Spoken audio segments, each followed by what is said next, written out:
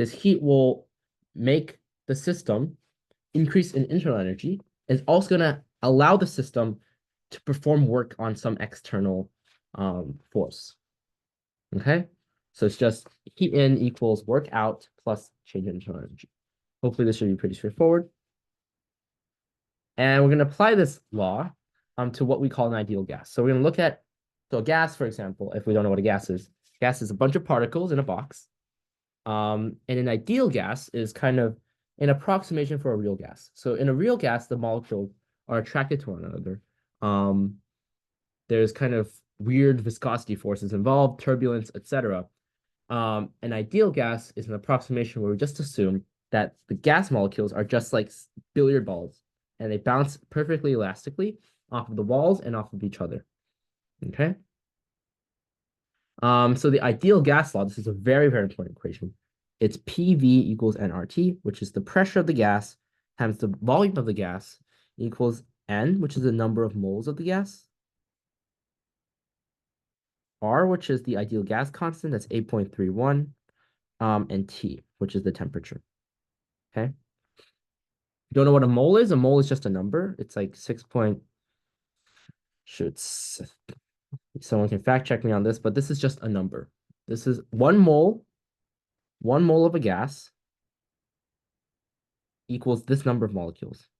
It's just a good way of allowing us to represent quantities of gases, because obviously a gas has so many molecules, and we're getting a very large number to represent how many molecules there are. Okay, so n, little n is the number of moles of the gas in the container. The other form of this is PV equals n kBT. N is actually the number of molecules explicitly. And then KB is a different constant. It's called the Boltzmann constant. And the Boltzmann constant is like 1.38 times 10 to the minus 34. Something like that. Don't fact check me on this. But they will be in your homework, the actual values. So this is a very, very important law. You're going to be using this a lot. We'll see how we're going to use this later on. So make sure if you're going to learn anything from this class, it would be the ideal gas law. So now we're going to look at kind of the heat capacitance of a gas. So given a gas, the molar heat capacitance, which is the heat capacitance per mole, basically big C equals N times little c in this case. It depends on the kind of process we're executing on the gas.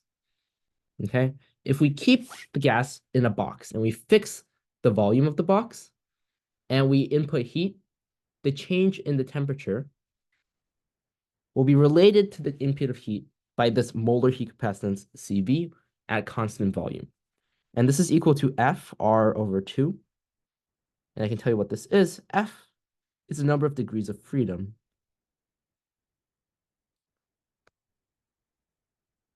of a gas molecule. So what does this mean? A degree of freedom is a coordinate in which a molecule can move in space. So if I have just a ball, just a pure ball, so this is called a monatomic gas, where the gas molecules are just one atom. This can move in the 3 dimensions. So F equals 3. If I have a diatomic gas, which is each molecule of gas is 2 atoms together, so oxygen is an example of this, I can not only move in the 3 dimensions, I can also rotate about this axis and rotate about this axis. So that's 5 dimensions in which I can describe the movement of the gas. So F equals 5 in this case. And for any molecule with more atoms,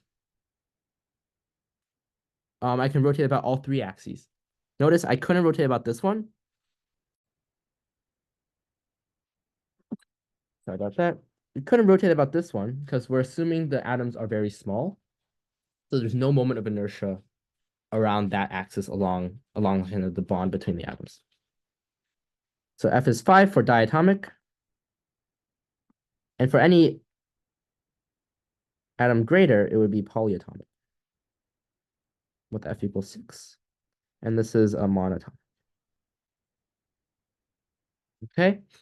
And so the molar heat capacitance depends on the degrees of freedom of the gas.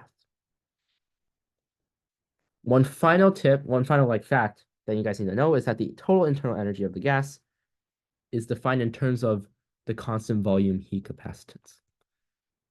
Okay? It would be number of moles times the constant volume times T. That's the total internal energy.